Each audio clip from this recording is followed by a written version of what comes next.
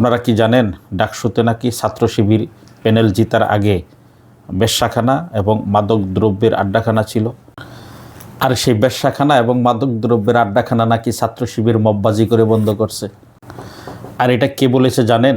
এটা বলেছে জামাত নেতা শামীম, এবং খুব উৎসাহ নিয়ে এবং খুব গর্ব সহকারে এই বিষয়টা উনি দেখলাম খুব বক্তব্য দিচ্ছেন এবং ধর্মের ট্যাবলেট খাওয়াচ্ছেন মানুষদেরকে। অথচ ওই সময় আমি দেখেছি ডাকসুর বিপি, বর্তমান বিপি এবং তার জিএস এস এম ফরহাদ একটা বেগানা নারীকে মাঝখানে লইয়া এমনভাবে বসছে যেটা যে কোনো মানুষের জন্য দৃষ্টিকটু। এই ব্যাপারে শামীমদের কোনো বক্তব্য আপনি খুঁজে পাবেন না।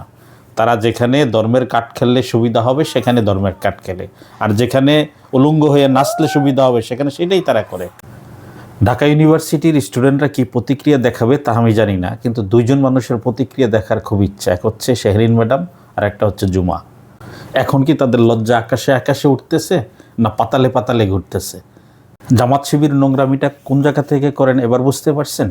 কারণ তাদের নেতারা যে ভাষায় কথা বলে, তাদের ছাত্র সংগঠন তো সেই ভাষায় কথা বলবে, এটাই তো স্বাভাবিক। এই হচ্ছে জামাতের ইমানের অবস্থা। মেয়ের বয়সী ছেলে মেয়েদেরকে বেশ্যাখানা, মাদকদ্রব্যখানা এই সমস্ত বলাটা মানে কোন ইতে পড়ে, কোন সভ্যতার মধ্যে পড়ে? এটা নিয়ে কি শাহবাগে কোনো আন্দোলন হবে? অবশ্যই হবে না, কারণ এটা বিএনপি না।